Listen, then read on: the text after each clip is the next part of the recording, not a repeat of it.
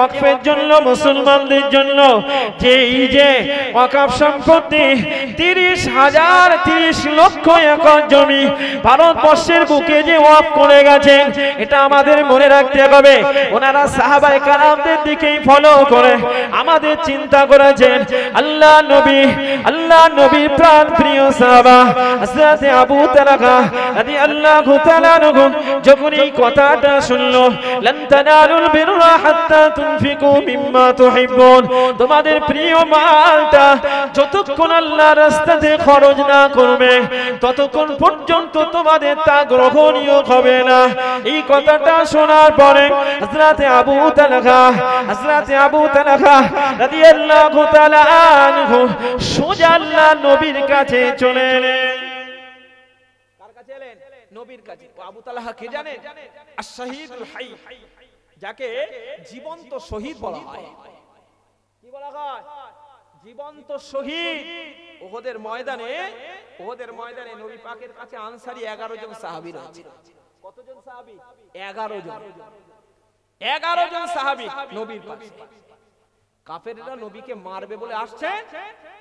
এই 11 জন সাহাবী নবী এক এক করে বলছেন, 11 জন সাহাবীরা নবীকে বলছেন, ইয়া রাসূলুল্লাহ যাই, ওরা যে আপনাকে মারতে আসছে। এক এক করে যাচ্ছেন, শহীদ হয়ে যাচ্ছেন। এক এক করে যাচ্ছেন, শহীদ হয়ে যাচ্ছেন। কেউ আর ঠিক শহীদ হয়ে গেলেন। আর মাঝখানে আবু তালহা রাদিয়াল্লাহু আনহু সাইডে দাঁড়িয়ে বলছেন, আমাকে একটু অনুমতি দেন, দেখে নিচ্ছি হুজুর, আমাকে একটু অনুমতি দেন। না, তুমি না, আমার আনসারী সাহাবী পাশে যারা রয়েছেন আমার কাছে, তারা 11 জন যেতে 11 জন শহীদ হয়ে গেছে। কতজন গো? 11 জনই শহীদ হয়ে গেল। এবারে আবু তালহা দাঁড়িয়ে বলছেন, হুজুর, আর তো কেউ আপনার পাশে নেই, এবার আপনার কে থাকবে? আমাকে একটু অনুমতি দেন। জোরে বলেন সুবহানাল্লাহ, একটু মন খুলে বলেন। ওই আবু তালহাকে নবী এবার বললেন, যাও, এবার তুমি যাও। হযরত আবু তালহা নবীকে সঙ্গে সঙ্গে কাঁধে তুললেন, তুলে পাহাড়ের একটু উঁচুতে রেখে রাখলেন, যাতে নবীকে কেউ না মারতে পারে। এবারে ঘুরে এসে কাফেরদের মোকাবেলা করছেন উহুদের ময়দানে। শরীরটা ঝাঁঝরা হয়ে গেছে, এত তীর মেরেছে, 70টার অধিক তীর বুকে লেগেছে। তার মানে পিঠে লাগেনি, বুকে লেগেছে। তার মানে কি, কাফেরদের সম্মুখে যত গিয়েছে তীর বুকে লেগেছে, পিঠ ফিরে চলে পালায়নি। আরে পিঠে লাগলে কি উল্টো পিঠে পালালো, আর সোজা গেছে। সব 70টার অধিক তীর বল্লমের কত দাগ হয়ে রয়েছে। এমনকি একটা হাত কাটা পড়ে রয়েছে। কোথায়? একটা গর্তের ভিতরে পড়ে রয়েছে। হযরত ওমর রাদিয়াল্লাহু আনহু নবীর সঙ্গে দেখা করতে এসেছে। ইয়া রাসূলুল্লাহ, আপনি ভালো আছেন তো? বলল, আমি ভালো আছি। যাও, তোমার ভাই আবু তালহা সে মনে হয় বেঁচে নেই, একটু দেখো, বেঁচে নেই, একটু দেখো। হযরত ওমর ফারুক চলে গেলেন। হযরত আবু তালহা দিকে লক্ষ্য করলেন, একটা গর্তের ভিতরে পড়ে রয়েছে। কেবল মাত্র জানটা আসা যাওয়া হয়। হযরত ওমর আবু তালহাকে তুললেন। আবু তালহাকে তুলে দেখে বুকেতে সম্মুখে সারা দেহটায়, পিঠে নয়, 70টার অধিক তীর বল্লমে এই জায়গাতে রয়েছে। এমনকি একটা হাত পুরো কেটে ধড়ধড় করে রক্ত বেরিয়েছে। আবু তালহা এবারে ডাকলেন, ও আবু তালহা, তুমি কি হায়াতে রয়েছো? হযরত আবু তালহার হুঁশ ফিরে আসার সঙ্গে সঙ্গে বললেন, আমার নবী কেমন আছে? নবী বললেন, আমার জীবিত শহীদ সাহাবা এখনো বেঁচে আছে, মারা যায়নি। একটু জোরে বলেন। সেই আবু তালহা নবীর কাছে গেছে। নবীর কাছে গিয়ে আবু তালহা বলছেন, ইয়া রাসূলুল্লাহ, জীবনে কি দান করেছি না করেছি জানি না, হুজুর, আমার একটা খাজুর বাগান আছে, বাইরুহা। কি আছে? খাজুর বাগান। হুজুর, এই খাজুর বাগানে তো আপনি মাঝে মাঝে বিশ্রাম করেন। খাজুর বাগানের ভিতরে একটা কুয়া আছে, আপনি ওই পানিটা তো খান। হুজুর, ওখান থেকে আপনি তো ওযু করেন। আমার গাছের তাজা পাকা খাজুরগুলি সাহাবীদের জন্য বলা আছে, তারা তো খায়। হুজুর, ওটা আমার খুব প্রাণ প্রিয়, আমি আল্লাহর রাস্তাতে ওটাকে ওয়াকফ করতে চাই। একটু মন খুলে বলে। তাই বললেন, ঠিক আছে, আল্লাহ তোমার কল্যাণ দেখ, আল্লাহ তোমার কল্যাণ দেখ। কারণ নবী ওই যে বাইরুহা নামক বাইরোহা নামক ওই যে খেজুর বাগানটা নবীরও খুব প্রিয় ছিল। আবু তালহার প্রিয়, নবীরও প্রিয়। আজাদ আবু তালহা ওই বাইরুগা নামক খেজুর বাগানটি আল্লাহ নবীর কাছে ওয়াজ করার পরে নবী আবার বললেন, ও আমার সাহাবা, ও হযরত আবু তালহা, ও আবু তালহা, আমি নবী এটা কি করব? ইয়া রাসূলুল্লাহ, ইয়া হাবিবাল্লাহ, আমি আল্লাহর রাস্তাতে ওয়াজ করে দিলাম, আমি আল্লাহর রাস্তাতে ওয়াজ করে দিলাম। ইয়া রাসূলুল্লাহ, আপনি যেটা ইচ্ছা সেটাই করে, আপনার যেটা ইচ্ছা সেটাই করে। নবী বললেন, ও আবু তালহা, যাও এই সম্পত্তিটা নিয়ে তোমার নিজেদের যারা অসহায় রয়েছে তাদের ভিতরে বন্টন করে দাও। দেখেছে কে শেখালো? নবী শিখিয়েছে। কে শেখালো? নবী শিখিয়েছে। আর আজকে সেই সম্পদের উপরে হস্তান্তর করা, সেটাকে কেড়ে নেওয়া, সেটাকে নিজের অধীনস্থ করা, কোন ব্যক্তি যদি করতে চায়, কোন ব্যক্তি যদি নিজের অধীনস্থ করতে চায়, সে যেই হোক না কেন, আমাদের শরীরের রক্ত বেঁচে থাকতে এর উপরে কখনো আঘাত আনতে দেব না।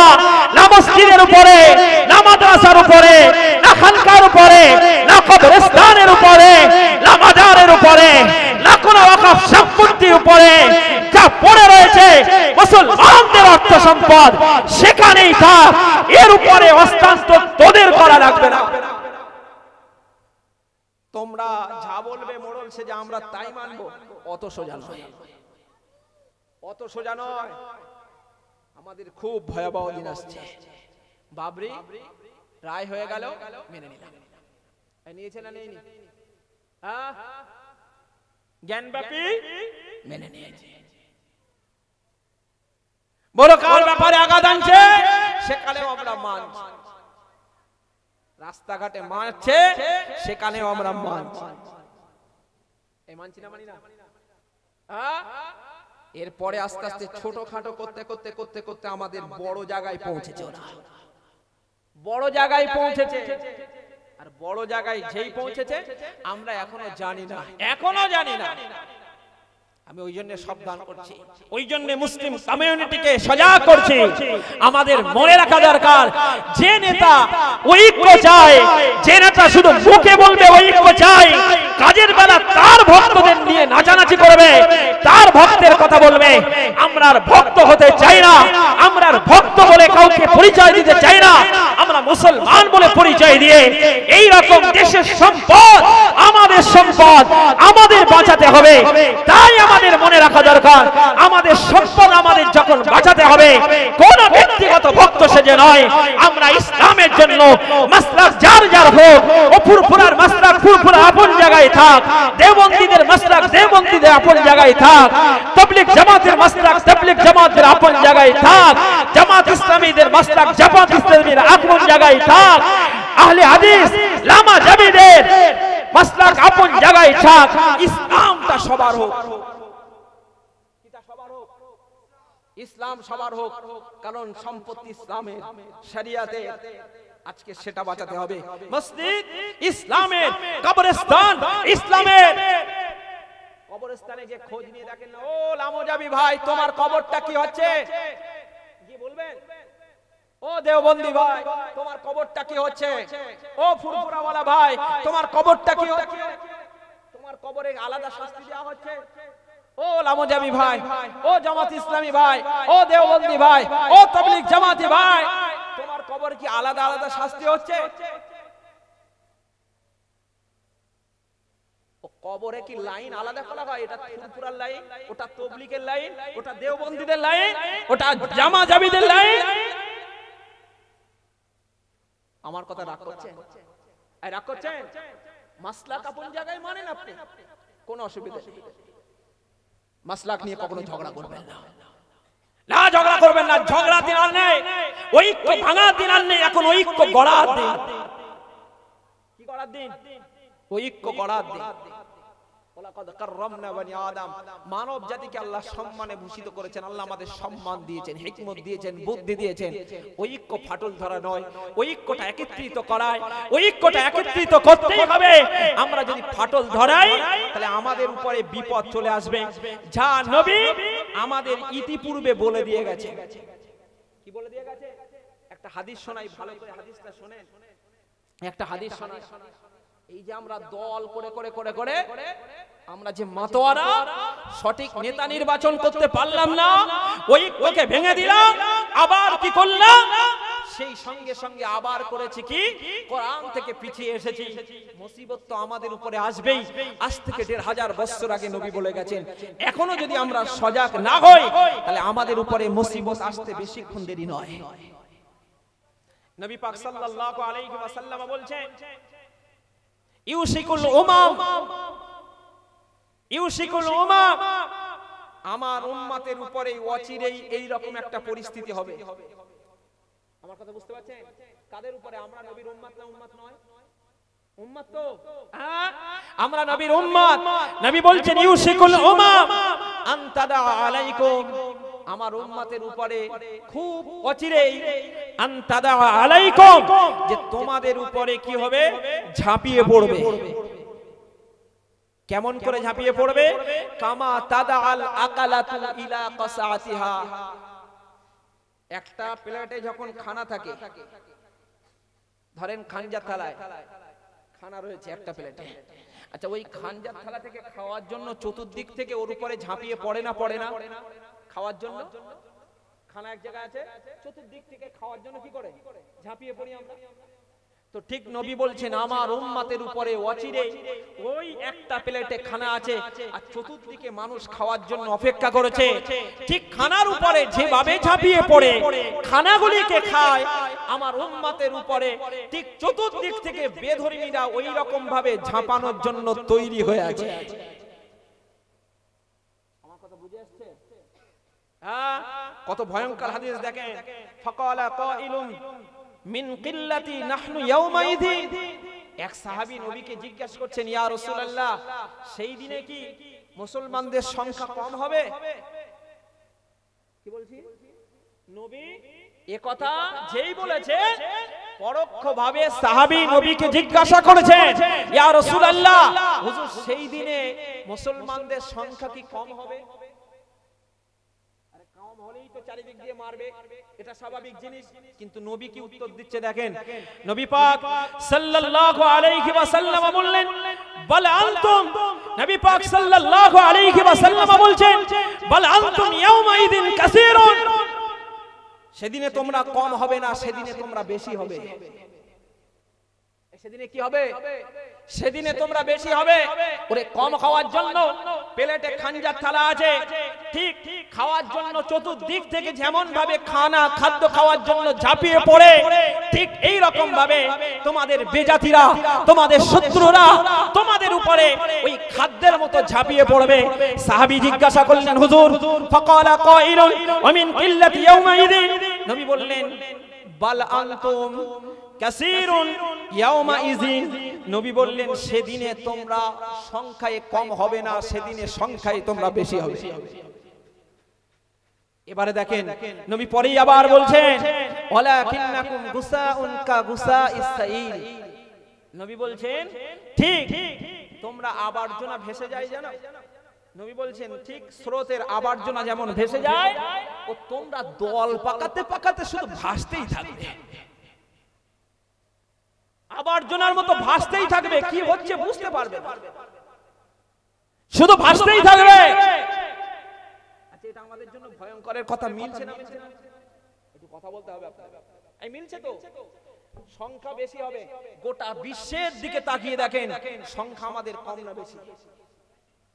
বিশ্বের দিকে তাকিয়ে দেখেন, ওরে হিসাবে তো কম করে রেখেছে আমাদের শুধু ভয় খাওয়ানোর জন্য। ওরে একটু হিসাব করে দেখ না সংখ্যা আমাদের কত হয়, ওরে একটু হিসাব কর না এদের কতটা বল আছে দেখা। এবারে নবী আরেকটা ভয়ঙ্কর কথা বলছে দেখেন, ওয়ালা ইয়ানসি আন্নাল্লাহু মিন সুদুরি আদুবিকুমুল বাহা, নবী পাক সাল্লাল্লাহু আলাইহি ওয়াসাল্লাম বলছেন মিন সুদুরি আদুইকুমুল মাহাবাতা।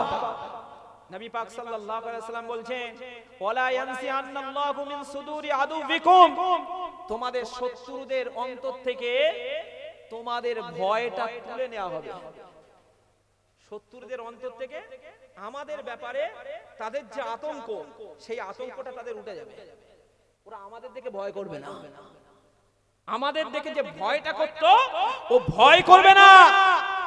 ওদের অন্তর থেকে আমাদের সেই ভয়ের আশঙ্কা তুলে দেওয়া হবে। পরেই বলছে ওয়ালা ইয়াখসিফান্নাল্লাহু ফি কুলুবিকুমুল ওয়াহান, আর তাদের ব্যাপারে তোমাদের ভয়, তাদের ব্যাপারে তোমাদের অন্তরে ভয় ঢুকিয়ে দেওয়া হবে। আচ্ছা, তাদের ব্যাপারে আমরা ভয় করছি না, করি না? বর্তমান সময় এই ভয় করছি না? ভয় এসে গেছে। কখন যে আমাদের মারে, কখন যে একা থাকলে তো রাস্তা দিয়ে যেতে গেলে আমাদের এখন ভয় লাগে, কি যে করে। আমরা তো রাত্রে ঘোরাফেরা করি, ওরে জানটা এরম হয় জানে, মাঝে মাঝে কোথায় যে আটক করে তার ঠিক নেই। আল্লাহর উপরে ভরসা করে চলি, কথা হক কথা বলি, কোরআন হাদিসের কথা বলি, বাস্তবতার কথা বলি। ওতে যদি শহীদ হতে হয়, মৃত্যু হতে হয়, শহীদ হবে, তো কোনো অসুবিধা নেই। তবে হ্যাঁ, শত্রুদের ভিতরে আমাদের ভয়টা তুলে দেবেন, আর শত্রুর ভয় আমাদের অন্তরে আল্লাহ জমিয়ে দেবেন। এবারে জিজ্ঞেস করছেন ফাকালা কাইলুন, রাসূলুল্লাহকে জিজ্ঞাসা করছেন ওয়ামাল ওয়াহান, হুজুর ওই ভয়টা কি?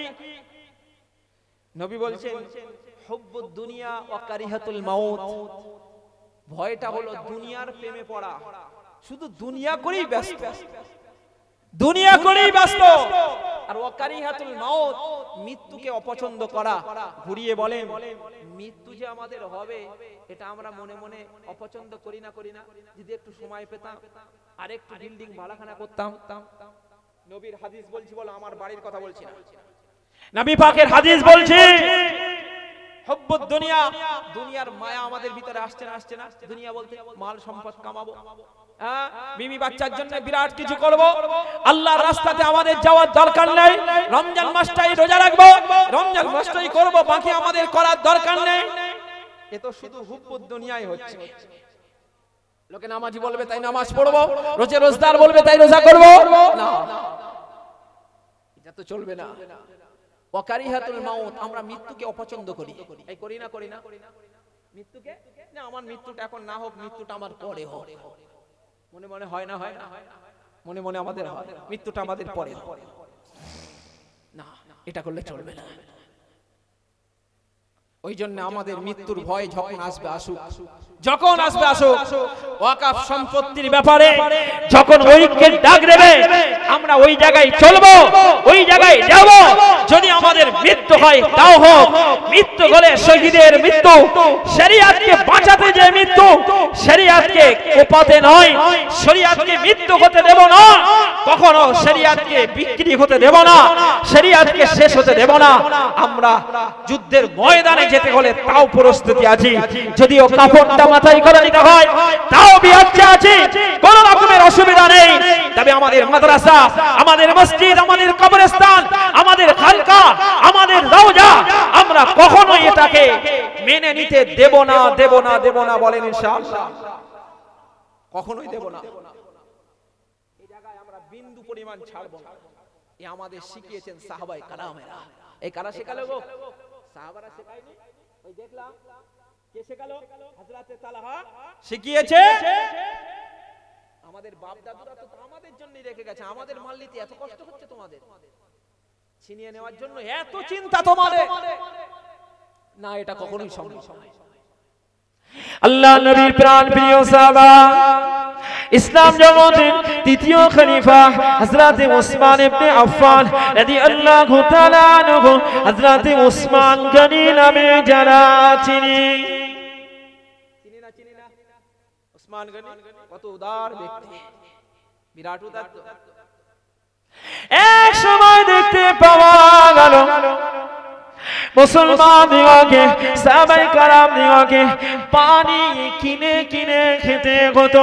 পানি পাওয়া যায় না, পানি পাওয়া যায় না, পানিটা কিনে কিনে খেতে হতো। একটা কুয়া ছিল, কুয়াটির নাম হলো বীরে রুমা। রুমা নামক কুমা, ওই রুমাটা বীরের রুমা, ওই রুমা নামীয় কূপটা থেকে ইহুদির মালিকানায় ছিল এক ইহুদি পানি বিক্রি করতেন। আল্লাহ নবী সাহাবায়ে কেরাম গণেরা, আল্লাহ নবী সাহাবায়ে কেরাম গণেরা ওই মা ওই পানি তারা কিনে কিনে আনতেন। আল্লাহ নবীকে বলতেন, ইয়া রাসূলুল্লাহ, ইয়া হাবিবাল্লাহ, হুজুর আর কতদিন আর পানিটা কিনে খাবো, হুজুর কতদিন আর পানিটা কিনে খাবো। ওই মক্কাতে সেই সময় দেখতে পাওয়া যেত, ওই সময় যত কুয়া ছিল, ওই সময় যত কুয়া ছিল, প্রত্যেকটা কুয়ার পানিটি ছিল নোনা, নোনতা নোনতা ভাব ছিল। কিন্তু বীরের রুমা, ওই যে বীরের রুমা, ওই রুমা নামীয় কূপের পানিটি ছিল মিষ্টান্ন, মিষ্টি পানি। ওই যে মিষ্টি পানি খাওয়ার জন্য সবাই আগ্রহ হবে না? হবে না? হবে। তাই পানি কিনে খেতে হতো। সাহাবীরা আর নবীকে বলছেন, হুজুর পানি আর কতদিন কিনে খাবো? আল্লাহ নবী সাহাবায়ে কেরামকে ডাকলেন, ও আমার সাহাবীরা শোনো শোনো, ও আমার সাহাবীরা, আল্লাহর কোন উদার বান্দা আছে, ও আমার সাহাবীরা, তোমাদের ভিতরে কে আছো গো, তোমাদের ভিতরে কে আছো গো? ওই বীরের রুমাটা ক্রয় করবে, বীরের রুমাটা কিনে নেবে, বীরের রুমাটা কিনে নিয়ে আমার সাহাবীদের জন্য তাদের যে পানি কিনে খাওয়াটা বন্ধ করে দেবে। হযরত ওসমান গনি রাদিয়াল্লাহু তাআলা আনহু দাঁড়িয়ে গেলেন, আসসালামু আলাইকা ইয়া রাসূলুল্লাহ, ইয়া হাবিবাল্লাহ, হুজুর গো আমি ওই কুয়াটা কিনতে চাই, হুজুর আমি ওই কুয়াটাকে কিনতে চাই। আল্লাহ নবীর কথা শুনে ওখান থেকে চলে গিয়ে ইহুদির সঙ্গে সাক্ষাৎ করে বললেন, ওরে ইহুদি, ওরে ইহুদি, এই কুয়াটা আমাকে বিক্রি করে দেন। কত আপনার লাগবে গো, কত আপনার লাগবে গো, আপনি বলেন। কুয়াটা পরিপূর্ণভাবে বিক্রি করে দেন। ইহুদি বিক্রি করতে চায় না। হযরত ওসমান গনি ছাড়েন না, জোর করতে লাগলেন, বোঝাতে লাগলেন। অবশেষে দেখতে পাওয়া গেল ওই ইহুদি চিন্তা করলো, অর্ধেক আমার জন্য রেখে দেব আর এই অর্ধেকটা বিক্রি করে দেব। অর্ধেক বিক্রি করবে। কত লাগবে? 12,000 দিনার। 12,000 দিনার বিনিময়ে হযরত ওসমান গনি ওই কুয়াটাকে ক্রয় করলেন অর্ধেক। একটু জোরে বলে। আচ্ছা, অর্ধেক কুয়া ক্রয় করলে এখন করবে কি? অর্ধেক কি করে পানি তুলবে? পানি তো সব এক জায়গায়। বুঝতে পারেননি? হযরত ওসমান হিকমতের সঙ্গে চিন্তা করলেন যে আমি কি করব? ইহুদিকে বলবো যে তুমি একদিন পানি তুলবে, আমি একদিন পানি তুলব, তোমার পালা একদিন, আমার পালা একদিন, অর্ধেক অর্ধেক, তাহলে তুমি একদিন তুললে আমি একদিন তুলব। যেদিন হযরত ওসমান গনির পালা পড়তেন, ওসমান গনি সাহাবীদের বলে দিতেন, ও সাহাবীরা, ওই দিনে তোমাদের যত পানি লাগে দুদিনকার পানি তুলে নিও। একটু জোরে বলো, একটু মন খুলে বলেন। কেন? তোমাদের দুদিনের পানি যদি তোমরা তুলে নাও, তাহলে পক্ষান্তরে দেখা যাবে দুদিনের পানি যদি তোমরা তুলে নাও, তাহলে পরের দিন যেদিন ইহুদির পালা থাকবে ওর পানি কেনার লোক হবে না। তোমাদের দুদিনকার প্রস্তুতি থাকছে, ওর পানি কেনার লোক হবে না। অবশেষে যেই দেখবে পানি কেনার লোক হয় না, ও তখন এমনি কম দামে বিক্রি করে দেবে। একটু মন খুলে বলে। আল্লাহ নবীর প্রাণ প্রিয় সাহাবা হযরত ওসমান ইবনে আফফান রাদিয়াল্লাহু তাআলা আনহু অর্ধেক ক্রয় করে পালাবা করে নিলেন। সাহাবায়ে কেরামেরা হযরত ওসমান গনি পালা দিয়ে দুদিনের পানি তুলে নিতেন। ইহুদি পালা দিয়ে আর কেউ পানি কিনতে যায় না। দেখতে পাওয়া গেল সেই একই কেস হয়ে গেল, পদ্ধতিটা একই হলো। দেখতে পাওয়া গেল অবশেষে ইহুদি ওই অর্ধেক কুয়া নয়, পুরো কুয়াটা হযরত ওসমান গনিকে বিক্রি করে দিলেন। এরপরে আল্লাহ নবীর কাছে এসে বলতে লাগলেন, ইয়া রাসূলুল্লাহ, ইয়া হাবিবাল্লাহ, ইয়া রাসূলুল্লাহ, ইয়া হাবিবাল্লাহ, হযরত আমার জন্য আমি ক্রয় করি নাই, হযরত আমার জন্য ক্রয় করি নাই, আমি আল্লাহর উদ্দেশ্যে মুসলমানদের উপকারের জন্য, সাহাবাদের উপকারের জন্য আল্লাহর রাস্তাতে ওয়াকফ করে দিলাম। আল্লাহ নবী ওই সময় বললেন, ও আমার সাহাবী, ও হযরত উসমান রাদিয়াল্লাহু তাআলা আনহু, ও আমার সাহাবী উসমান, আমি নবী বলে দিলাম, এর জন্য জান্নাতের সুসংবাদ দিয়ে দিলাম। একটু জোরে হবে না? তাহলে বলেন পরিস্থিতিটা কেমন হলো? আমাদের শিখিয়ে গেছেন, আমাদের দেখিয়ে দিয়ে গেছেন, তাই তো আমাদের বাপ দাদুরা ওটা আমাদের জন্য ওয়াকফ করে গেছেন। তোদের জন্য নয় রেখেছি, ও তোদের বাড়ি পরিবারের জন্য নয়। দেশের সম্পদ খেয়ে খেয়ে আর হয় না, এবারে মুসলমানদের সম্পদগুলো হাতিয়ে ইংরেজদের মতো ওরা পালাবে।